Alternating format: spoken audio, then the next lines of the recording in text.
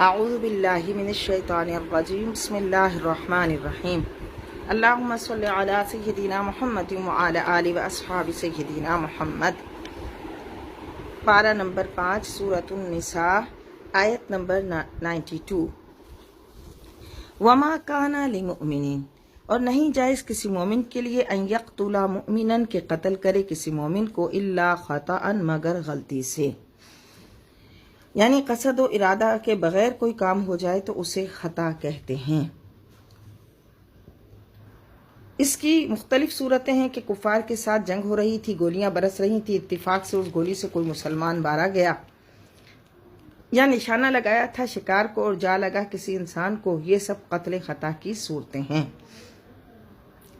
ومن قتل مؤمنا خطأ، اور جس نے قتل کیا کسی مومن کو غلطی سے، فتحریر رقبۃ مؤمنۃ، تو اس کی سزا یہ ہے کہ آزاد کرے ایک مسلمان غلام، ودیۃ خون بہا، مسلمۃ الی اہلہ، سپرد کر دے مقتول کے گھر والوں کو، ادا کرے مقتول کے گھر والوں کو، الا ان یصدقوا، مگر یہ کہ وہ خود ہی خون بہا معاف کر دیں۔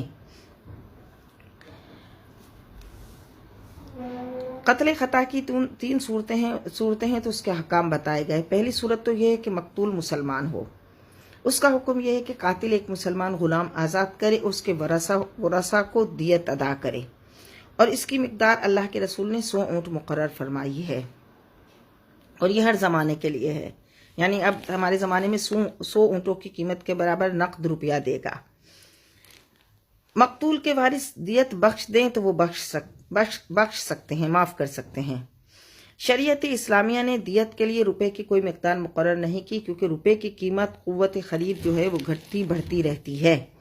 اگر روپے کی قوت خرید گھٹ جائے تو انسانی جان کی قدر و منزلت بھی گر جائے گی، تو پھر وہ درست نہیں۔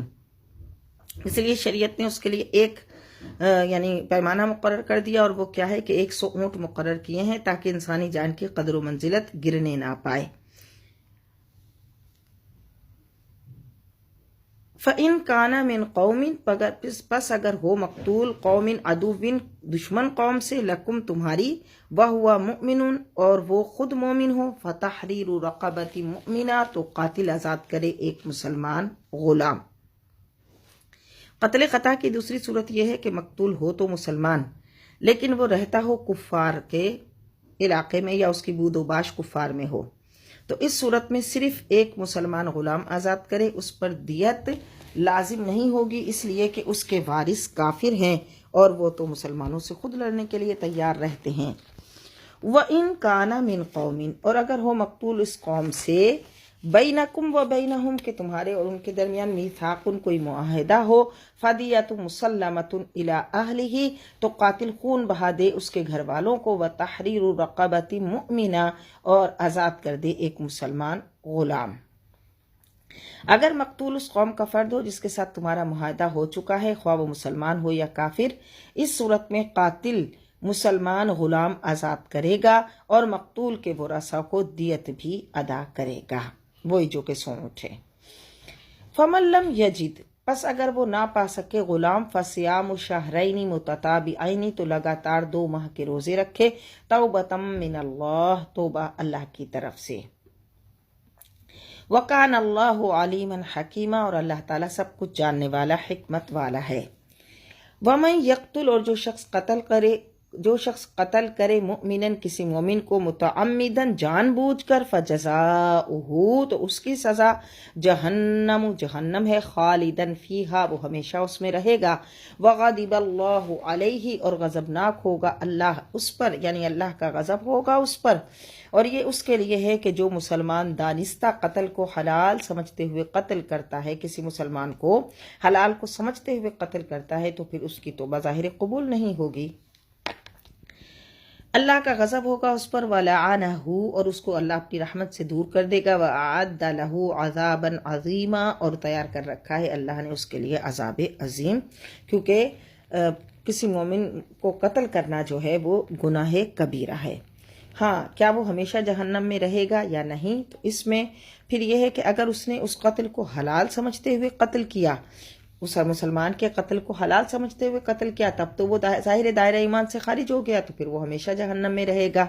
لیکن اگر ایسا نہ کیا تو پھر اللہ کی مشیت پر ہے کہ چاہے تو اسے معاف کر دے اور چاہے اس کو سزا دے۔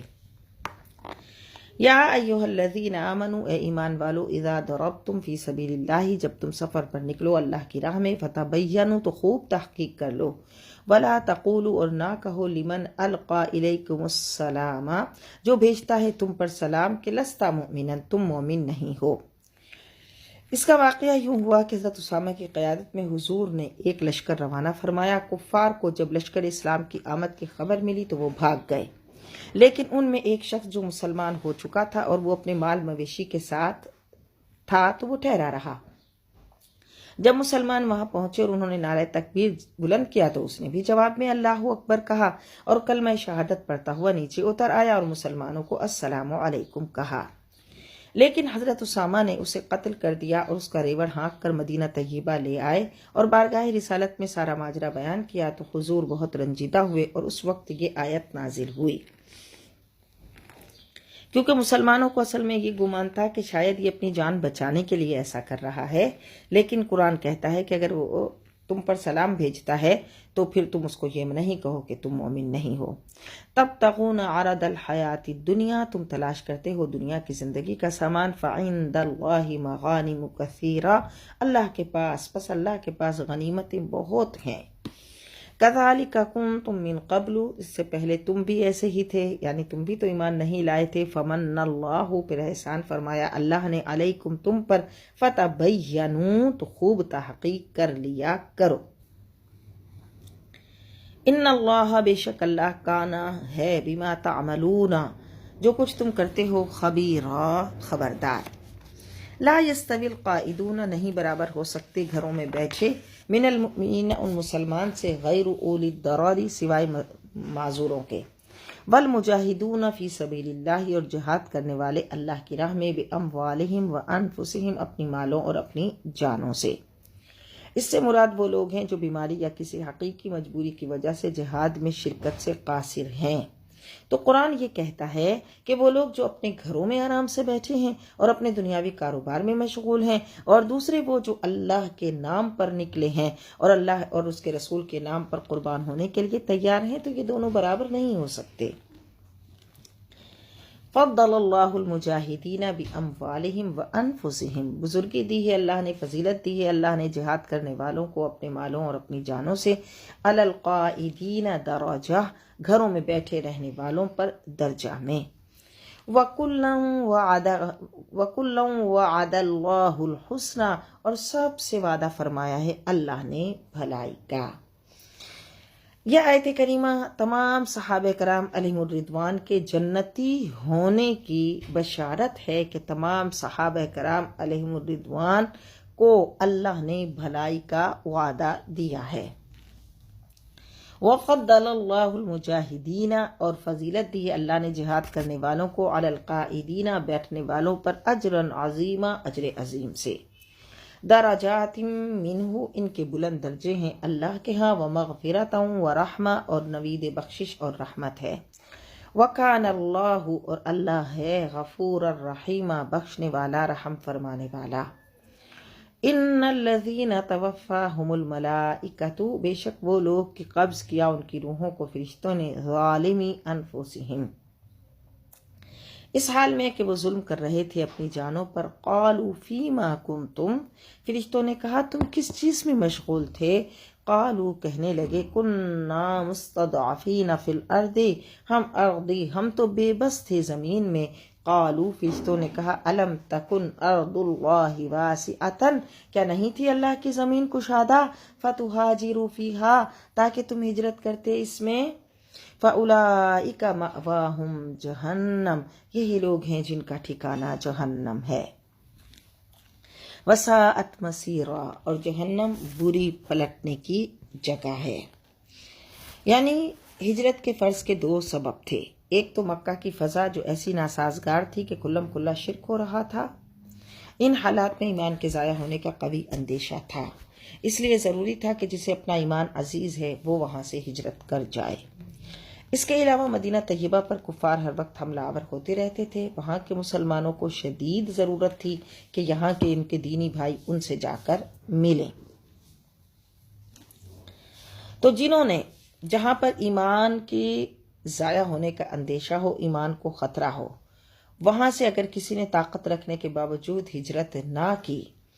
اور کفار کے ساتھ مل جل کر زندگی گزارنے پر وہ رضامند ہو گئے، تو پھر یہ ان کا ذکر ہے الا المستضعفین من الرجال والنساء، مگر واقعی جو کمزور اور بے بس ہیں مردوں میں سے، والنساء اور عورتوں میں، والولدان اور بچے، لا یستطیعون حیلۃ کوئی تدبیر نہیں کر سکتے ہجرت کی، ولا یہتدون سبیلا اور نہیں جانتے وہاں سے نکلنے کا راستہ، تو وہ تو معذور ہیں۔ ان کے علاوہ جو لوگ طاقت رکھتے ہیں وہاں سے نکلنے کی، اپنے ایمان کو بچانے کی، کہ اگر ان کو کفار کسی فتنہ میں مبتلا کر رہے ہیں اور وہ طاقت رکھتے ہیں کہ وہاں سے ہجرت کر جائیں، تو انہیں چاہیے کہ وہ ہجرت کر جائیں اور اپنے ایمان کی حفاظت کریں۔ فَأُولَئِكَ عَسَى اللَّهُ، تو قریب ہے کہ اللہ ان یعفو عنہم، اللہ درگزر فرمائے گا ان سے، وَكَانَ اللَّهُ اور اللہ ہے عفواً درگزر فرمانے والا، غفوراً بخشنے والا۔ وَمَن يُهَاجِرْ فِي سَبِيلِ اللَّهِ اور جو شخص ہجرت کرے گا اللہ کی راہ میں، یجد پائے گا فی الارض زمین میں، مراغمن کثیرا وسعتن پناہ کے لیے بہت جگہ اور کشادہ روزی۔ جو اپنا وطن احباب چھوڑ کر نکلے گا، اللہ رب العزت اس کو زمین میں پناہ بھی دے گا اور کشادہ روزی بھی دے گا۔ ومن یخرج من بیتہ اور جو شخص نکلے اپنے گھر سے مہاجرن ہجرت کر کے، الی اللہ ورسولہ اللہ کی طرف اور اس کے رسول کی طرف، ثم یدرکہ الموت پھر آلے اس کو راہ میں موت، فقد وقع اجرہ تو ثابت ہو گیا اس کا اجر، علی اللہ اللہ کے ذمے۔ تو پہلے تو یہ کہ اللہ نے اپنی راہ میں گھر بار چھوڑنے والوں کو خوشخبری دی کہ گھبراؤ نہیں، تمہارے لیے بہترین رہنے کی جگہ اور فراخ روزی ہوگی۔ دوسرے پھر یہ کہ وہ صحابہ جو ہجرت کے ارادے سے مدینہ طیبہ سے روانہ ہوئے، لیکن وہاں پہنچنے سے پہلے ہی اگر راستے میں موت کا پیغام آ گیا تو کہا کہ اللہ ان کو ان کا اجر و ثواب ضرور دے گا۔ وَإِذَا ضَرَبْتُمْ فِي الْأَرْضِ وَإِذَا ضَرَبْتُمْ فِي الْأَرْضِ اور جب تم سفر کرو زمین میں، یہاں نماز قصر کا ذکر ہو رہا ہے۔ فَلَيْسَ عَلَيْكُمْ تو نہیں ہے تم پر، جناح کوئی گناہ، ان تقصروا کہ تم قصر کرو، من الصلاۃ نماز میں، جن نمازوں میں قصر کا معنی ہوتا ہے کہ جن نمازوں میں فرض کی 4 رکعت پڑھی جاتی ہے اس میں 4 کے بجائے 2 رکعت پڑھنا، لیکن یہ صرف فرض نماز میں تخفیف ہے، باقی جو اس کے سنتیں نوافل وغیرہ ہیں وہ اسی طرح پڑھے جائیں گے۔ ان خفتم ان یفتنکم الذین کفروا اگر ڈرو تم اس بات سے کہ تکلیف پہنچائیں گے تمہیں کافر، ان الکافرین تو بے شک کافر تو کانو ہے، لکم تمہارے، عدو مبینا کھلے دشمن۔ اور قصر نماز کی اجازت بھی تب ہوتی ہے جبکہ وہ قصر کی مسافت طے کرے، یعنی 92 کلومیٹر سفر اگر اس نے طے کیا تو پھر وہ نماز قصر کرے گا، وہ شرعی سفر کہلاتا ہے۔ وَإِذَا كُنْتَ فِيهِمْ اور اے حبیب جب آپ ان میں موجود ہیں، فَأَقَمْتَ لَهُمُ الصَّلَاةَ تو قائم کریں آپ ان کے لیے نماز، فَلْتَقُمْ طَائِفَةٌ مِّنْهُمْ تو کھڑا ہو جائے ایک گروہ ان میں سے، مَعَكَ آپ کے ساتھ، وَلْيَأْخُذُوا أَسْلِحَتَهُمْ اور پکڑ رکھیں دوسرا گروہ اپنے ہتھیار۔ اور ایسا ہوا تھا کہ مسلمان چونکہ ایک ساتھ نماز پڑھنے کے لیے کھڑے ہو جاتے تھے، تو کفار نے پلان کیا کسی جنگ میں کہ اب جب مسلمان نماز پڑھنے کے لیے کھڑے ہوں گے تو ہم ان پر حملہ کر دیں گے، تو اس سے پہلے اللہ تعالیٰ نے یہ آیتیں نازل کر دی اور بتا دیا کہ جنگ میں کس طرح نماز ادا کریں۔ سارے کے سارے ایک ساتھ جماعت میں شامل نہیں ہوں گے، بلکہ ایک گروہ جماعت میں شامل ہوگا اور دوسرا گروہ اسلحہ لے کر ان کی پشتوں کے پیچھے بالکل ریڈی اور ایکٹیو کھڑا ہوگا۔ فَإِذَا سَجَدُوا بس جب وہ سجدہ کر چکیں، فَلْيَكُونُوا مِن وَرَائِكُمْ تو وہ ہو جائیں تمہارے پیچھے، وَلْتَأْتِ طَائِفَةٌ أُخْرَى اور آ جائے دوسرا گروہ، اب وہ لم یصلوا جس نے ابھی نماز نہیں پڑھی، فَلْيُصَلُّوا مَعَكَ بس وہ اب نماز پڑھیں آپ کے ساتھ، وَلْيَأْخُذُوا حِذْرَهُمْ وَأَسْلِحَتَهُمْ اور جو دوسرا گروہ ہے وہ لیے رکھیں اپنے بچاؤ کا سامان اور اپنے ہتھیار۔ اب اس طرح کیا ہوا کہ ایک گروہ نے ایک رکعت پالی، دوسرے گروہ نے دوسری رکعت پالی، اور پھر وہ اپنی اپنی ایک رکعت پڑھ کر نماز مکمل کر دیں گے، تو اس طرح ان کو جماعت کا ثواب مل جائے گا۔ اور یہ بھی پتہ چلا کہ میدان جنگ میں بھی جماعت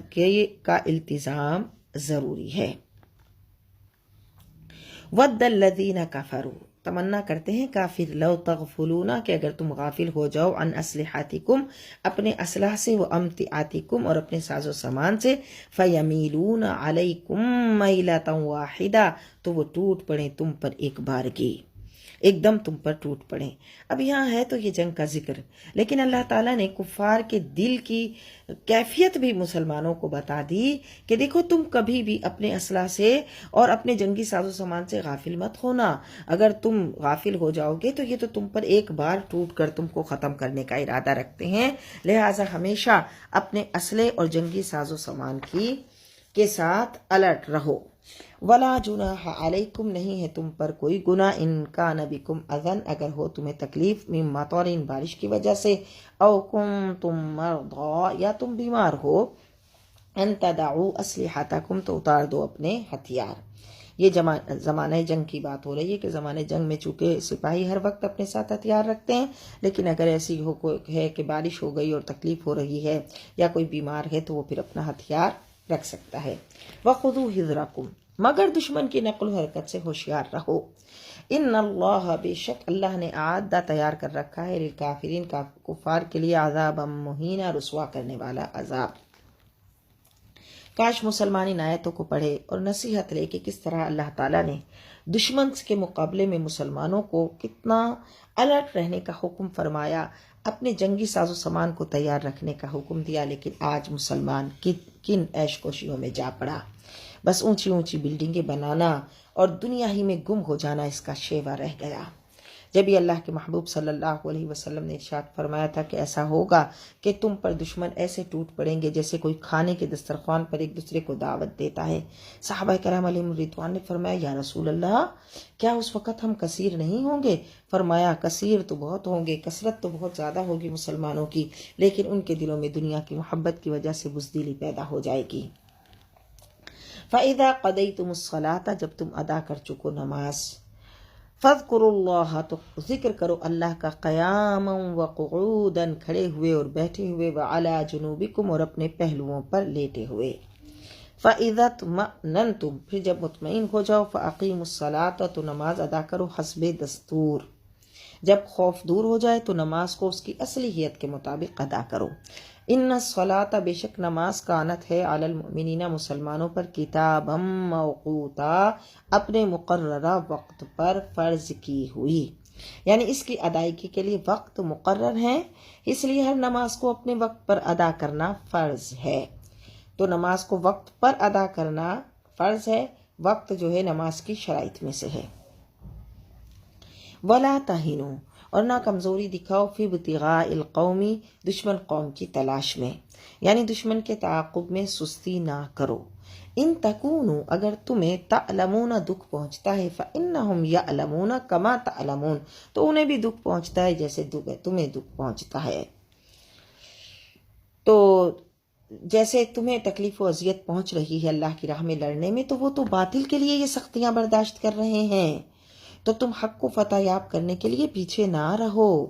بلکہ تمہاری جد و جہد سے تو تمہارا اللہ راضی ہوگا، کیونکہ تمہارا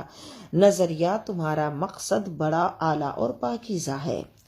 وَتَرْجُونَ مِنَ اللَّهِ، اور تم تو امید رکھتے ہو اللہ سے، مَا لَا يَرْجُونَ، وہ تو ثواب کی امید نہیں رکھتے، پھر بھی وہ لڑتے ہیں۔ وَكَانَ اللَّهُ عَلِيمًا حَكِيمًا، اور اللہ سب کچھ جاننے والا ہے، حکمت والا۔ اِنَّا أَنزَلْنَا إِلَيْكَ، بے شک ہم نے نازل کی ہے آپ کی طرف، الکتابہ، یہ کتاب،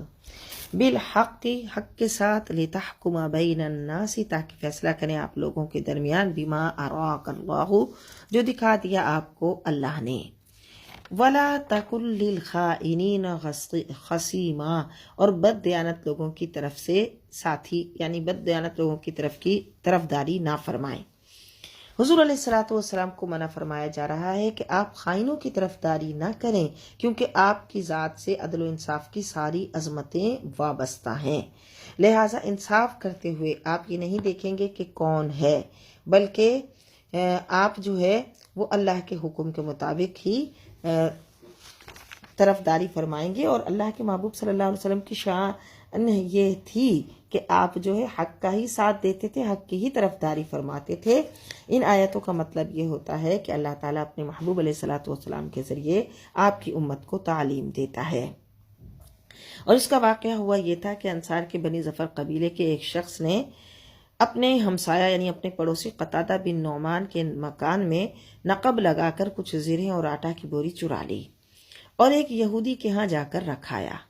صبح ہوئی اور حضرت قتادہ کو جب چوری کا پتہ چلا تو انہوں نے اپنے پڑوسی سے دریافت کیا۔ اس نے صاف انکار کر دیا اور کہا مجھے تو علم نہیں، لیکن اتفاق یہ ہے کہ آٹے کی بوری میں سوراخ تھا جس سے آٹا گرتا گیا، اور انہوں نے اس گرے ہوئے آٹے کے نشان کا پیچھا کیا تو وہ یہودی کے مکان تک پہنچ گئے۔ چنانچہ جو چوری کا مال تھا وہ تو یہودی کے مکان سے برآمد ہو گیا، لیکن اس یہودی نے کہا میں تو چور نہیں ہوں، میرے پاس تو یہ چیزیں طامہ رکھ کر گیا ہے۔ طامہ کے قبیلے والوں نے کہا کہ چلو نبی کریم صلی اللہ علیہ وسلم کی خدمت میں چلیں۔ چنانچہ سب حاضر ہو گئے۔ اب اس قبیلے کے لوگوں کو علم ہو چکا تھا کہ چور یہودی نہیں بلکہ طامہ ہے، لیکن وہ اپنی بدنامی کے خوف سے طامہ کو ہر طریقے سے بری ثابت کرنا چاہتے تھے، اس لیے اس کی حمایت میں بڑی سرگرمی دکھانے لگے، حتیٰ کہ حضور کی جناب میں بھی عرض کرنے لگے کہ اگر فیصلہ طامہ کے خلاف ہوا تو بیچارہ ہلاک ہو جائے گا، اور یہ تو مسلمان ہے تو اس کی ذلت و رسوائی ہوگی، اور یہودی تو اللہ اور اس کے رسول کا دشمن ہے، وہ بری ہو جائے گا۔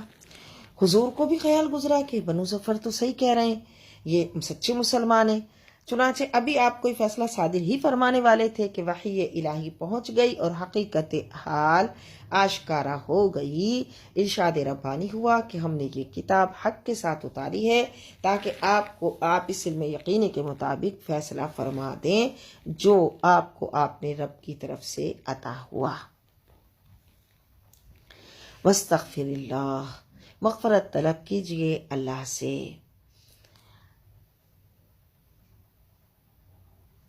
ان اللہ کان غفور الرحیم، بے شک اللہ غفور الرحیم ہے۔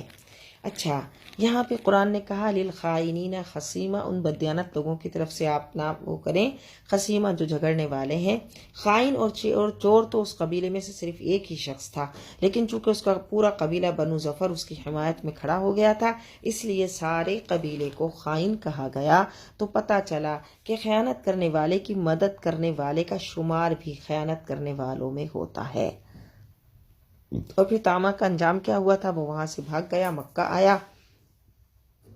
ایک رات وہاں بھی نقب لگا کر کسی میں جگہ چوری کر رہا تھا کہ دیوار گر پڑی اور اس کے نیچے دب کر ہلاک ہو گیا۔ استغفر اللہ ربی من کل ذنب واتوب الیہ۔ اور یہاں جو کہا ہے کہ واستغفر اللہ، مغفرت طلب کیجیے اللہ سے، تو حضرت امام راضی رحمۃ اللہ علیہ ارشاد فرماتے ہیں کہ آپ ان لوگوں کے لیے مغفرت طلب کیجیے جن سے طامہ کی اعانت یعنی اس کی مدد کرنا کا جرم سرزد ہوا۔ ان اللہ کان غفور الرحیم، بے شک اللہ غفور الرحیم ہے۔ ولا تجادل، مرد جھگڑیں، عن الذین، ان لوگوں کی طرف سے، یختانون انفسہم، جو خیانت کرتے ہیں اپنے آپ سے۔